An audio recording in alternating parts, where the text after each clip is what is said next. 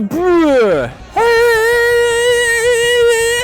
I'm gonna learn a ghetto bird. So a ghetto bird is a hard flip, late backside 180. I literally just hurt my back just right there. First try, last try.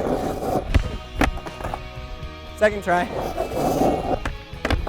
You know what I think I'm gonna do on this, honestly, is just cheat it. It's gonna cheat it so bad. Let me show you how. So all I have to do now is put the kickflip in, right? Same thing. Is that cheater or is that the trick?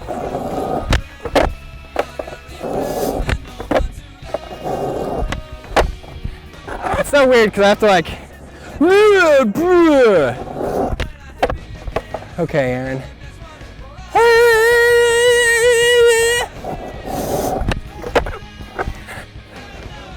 Oh, we got it! I'm gonna have to watch that in the slow-mo to verify if we actually got it.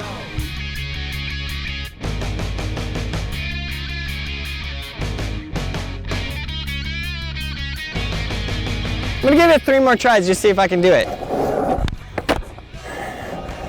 Woo! There we go. We got it.